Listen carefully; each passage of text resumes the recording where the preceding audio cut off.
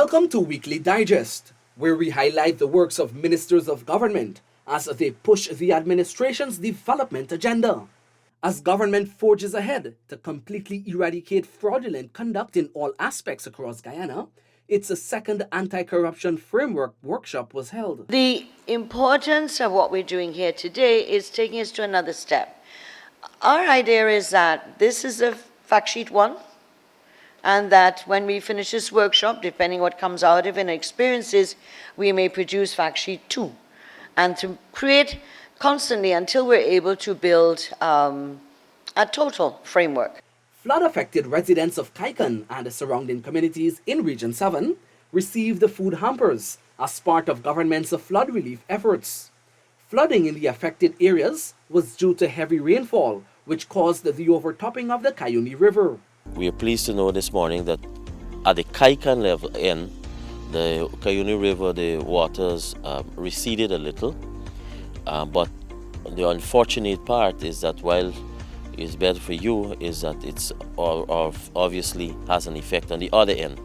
And so from the Iturimbang level, the Mango Landing end, the water has risen about 4 feet overnight as of this morning, today, Saturday. And so we are responding to your need to assist you, to support you. And so we want to assure you that you have a government that will ensure that we work with you and we are able to respond to your need. In the health sector, Guyana has just confirmed its second case of monkeypox. While this was confirmed, government has already made the necessary provisions to contain the spread of the virus and is also to receive vaccines from the Pan American Health Organization, PAHO, next month. We have diagnosed a second person with monkeypox. That person is now at the Ocean View Hospital receiving treatment. The person is stable, and we have started doing contact tracing for that person. So Guyana now has its second case of monkeypox. The minister is urging citizens to take the necessary precautions to avoid contracting the virus. People need to take precautions. Don't go. If you have somebody with rashes, then you should call the health authorities so that we can have somebody go out there and examine what it is and be able to guide the person. He maintains that he does not foresee a large number of monkeypox infection in Guyana. I don't think we'll have large numbers of people being affected, and that's why once we're able to identify persons with monkeypox, that's why we have been isolating them to prevent further spread. And we'll continue to do that. So we don't expect large numbers, but again, the public can help us by taking precautions.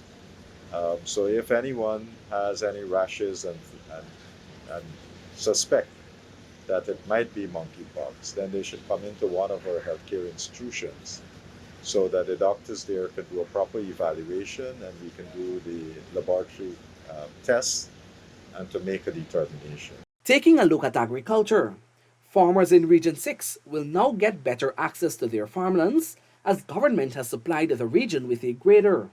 Minister of Agriculture Zulfikar Mustafa commissioned the $24 million machine at Tarnaji, East Berbice quarantine on Sunday. The grader will be used to maintain access dams in rice farming areas across the region. A number of farmers were unable to go back to the land to plant their rice. Why? Because the land is very bad. So we have to come together and work and form this partnership. The users, the RPA, the GRDB and other stakeholders in the NDIA have to work together. Minister Mustafa distributed approximately $4 million worth in farming supplies and seedlings to farming groups in Bartica. This is the fulfillment of a commitment made by the minister to assist in the further development of agriculture in Region 7. Our government recognizes the importance of this sector. We recognize that for us to achieve food security, we have to continuously invest in this important sector. Guyana and the United States continue to strengthen their efforts aimed at eliminating hunger and addressing issues surrounding food security in the Caribbean. A team of government officials met with members of the United States Agency for International Development, USAID, where bilateral discussions were held in areas aligned with CARICOM's 25 by 2025 food agenda. We have already agreed on what we should tackle and how we should address it in another 3 years, because we have set ourselves an agenda. And if you look at the various categories, we have break it down into one, food security. We have prioritized a number of commodities that we want to reduce the food import bill, and we can supply those commodities to you all. In the infrastructure sector, residents of Carrow, Region 7, will benefit from major infrastructural works which will improve their lives and livelihoods. Public Works Minister Bishop Juan Edgell said that the work to be undertaken is the government responding to requests made by residents. We have awarded a contract of almost $70 million for the upgrade of roads in Carrow. And if I'm not mistaken, this is perhaps one of the largest contracts in terms of infrastructural works that would have ever been done in this community. The upgrade of 5 kilometers of roads forms a part of the government's manifesto commitment to build and maintain 2,000 kilometers of hinterland roads. It also contributes to the government's commitment of providing 50,000 jobs in 5 years. We have said to contractors all across the country, when you get a job and you go in a local area, employ people from the area. Because infrastructural development must mean better infrastructure, but it must also bring employment to the community. Further on, residents of Bell West, Westerbank, Demerara will soon see the construction of 10 brand new roads. Minister within the Public Works Ministry, Deodat Indar, urged the contractors to ensure the new roads is of good quality and completed within a timely manner. So when I done do the road, comrades, people must say, look, PPP government do this road, we must be proud of it. Something was meant for good should be good. The minister also urged the members of the community and the NDC to monitor activities within the community to preserve its aesthetics. If people go and do things that are infraction, you tell them and you correct the infraction, not to harass people. It's not that's what I'm saying here. I'm saying that go and make sure that they get it done. Residents of Wakenham and Legwan in Region 3 will benefit from major road upgrades on both islands. The work to be undertaken will see the entire road networks across each island being upgraded to rigid concrete pavements and asphaltic concrete. We'll build them with concrete, cement concrete. If you go some parts of the island, in some parts of the coast and so, you'll see that we're converting this black bituminous thing, and we call them asphaltic concrete. We're moving it away and putting it to the normal, cemented, what we call rigid pavement. Residents of Region 2 will soon enjoy improved accessibility as government signed $465 million in contracts for road works. The works, which will commence soon, is the fulfillment of yet another commitment by President Dr. Mohamed Irfan Ali during his outreach to the region back in May. The little things that are irritants to people or that cause hardship to people that need to be fixed. And it's very important and we know this, we recognize this, and we're firmly committed to this, that even while we are busy addressing the big things that will create the jobs and generate the incomes and transform the infrastructure, the little things also need to be fixed. 278 additional students will soon have access to education with the signing of a $54 million contract for the extension of the C.V. Noons Primary School, Region 2. The extension will see the construction of a 2-story building to house 12 additional classrooms. This too was a promise made by President Dr. Mohamed Irfan Ali during his outreach to the region back in May. I don't want you only to view it as another 12 classrooms or another building at C.V. Noons. You heard me speak earlier about development in all 10 regions of the country. And that development includes ensuring that no matter where you live, no matter which region or which town or which village you live, you must be able to access good quality education. Dr. Singh called on both the teachers and the parents to play a role in nurturing students. We are committed to doing all that we possibly can to create the conditions and to put in place the infrastructure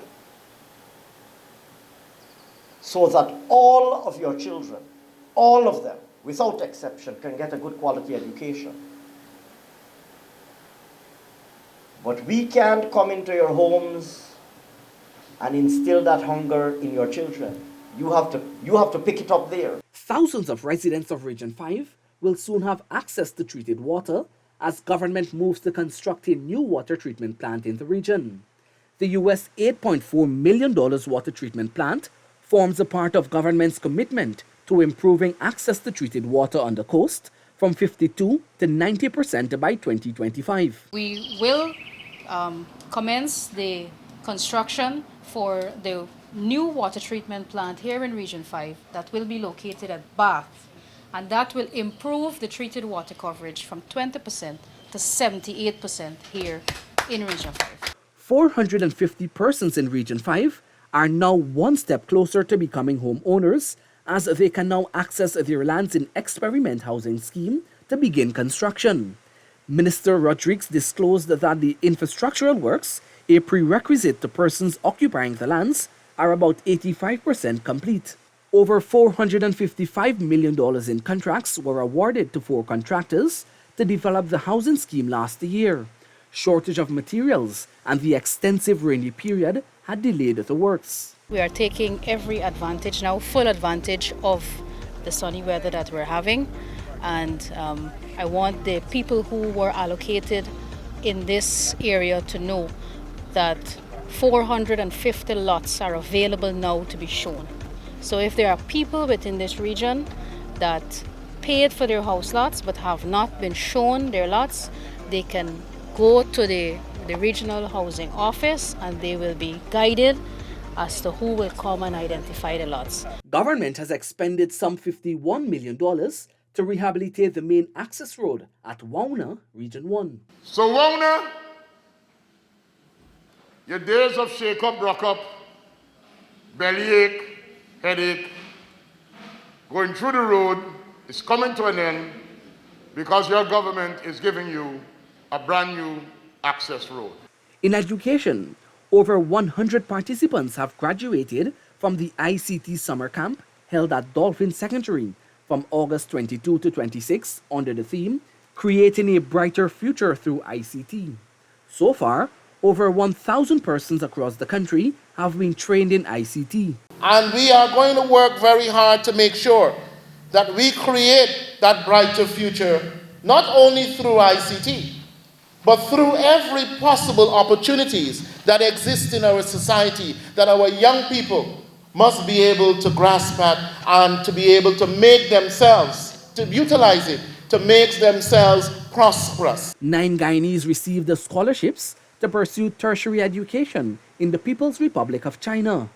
Public Service Minister Sonia Parag urged the scholars to strike a balance between academia and enjoyment while making the best of the opportunity. I implore you that when you do travel and you get there, that you seek to strike a balance of doing your academics and experiencing a different country, because it will make you who you will become. Government is honoring its commitment to building sustainable livelihood projects while supporting vulnerable groups. This was highlighted with the successful completion of their most recent venture, the training workshop on sustainable bamboo development in Guyana.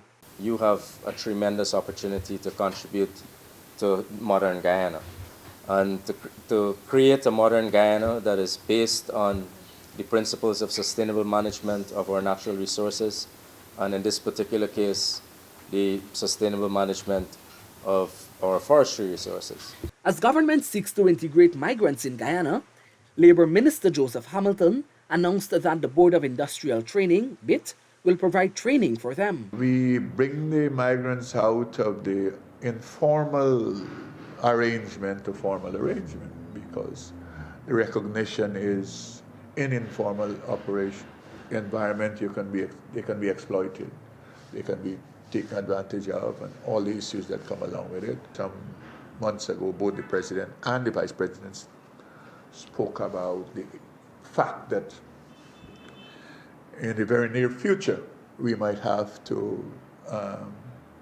recruit migrant labor to come work in different sectors. The technical and vocational training courses will provide the migrants with the necessary skills, enabling them to be employed in various sectors. As Guyana celebrates Amerindian Heritage Month, government has recommitted to further developing Amerindians through formal training.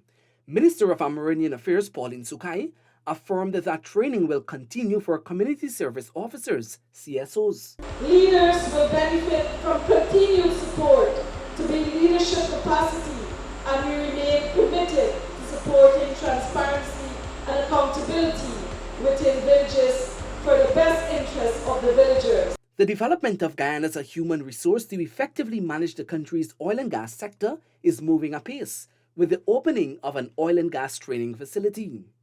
The new 3T ENERMEC Guyana Training Center of Excellence will provide Guyanese the opportunity to access accredited training in over 450 programs without having to travel overseas. The oil and gas sector has undoubtedly strengthened Guyana's economy, and the effective management of the fruit that this sector bears will help secure abundant and life-changing opportunities for all Guyanese. In culture, many local businesses were granted an opportunity at the Moruca Exposition 2022 to market and develop their products and services. Many were excited for the resuscitation of the expo after a 2-year hiatus due to the COVID-19 pandemic. Minister of Housing and Water Colin Crowell said that the Moruca Expo unlocks the tourism potential of the area. So it is my hope that when we come next year, 1 year from today, that we will have an improvement from what is here that has started, that will see the villages playing a greater role in showing and showcasing to the world and the people of the region of what you have to offer. As government continues to demonstrate the One Guyana mantra, children with special needs began receiving the $100,000 cash grant on Tuesday in Eastburby's Quarantine, Region 6. Minister of Human Services and Social Security, Dr. Vindhya Prasad, spearheaded the distribution. Minister Prasad assured the Guyanese that government will continue assisting persons with special needs. Our commitment and our support are with their parents and their guardians, their caregivers, because we understand how tough it is at times for them to provide and to have all the things that are really needed by those children with special needs. Minister Prasad affirms that government is making strides to remove the stigma related with disabilities by being inclusive, making sure that no child is left out. I think the fact that we are giving a one-off cash grant and is showing the Ministry of Human Services commitment directly, as well as government's commitment, I think that tells you how serious we are about stigma and about discrimination in particular, because our cash grant is all-inclusive, ensuring that every child being defined as 18 years and below, is included from the hinterland to the coastland. So that is removing discrimination with stigma. Minister of Foreign Affairs and International Cooperation, Hugh Todd, conducted a 2-day outreach in Region 10, listening to the concerns of residents and providing on-the-spot solutions for some of the issues. The minister met with the residents of Aichuni and handed over a sewing machine to a local seamstress who will be teaching garment construction to others in the community. The minister also visited other communities, including Dalawala, Silver City, and West Watuka. He reiterated government's intention to better serve every community. That's it for this edition of Weekly Digest. For these and other government-related information, do log on to our website, dpi.gov.gy, and our social media platforms. Goodbye.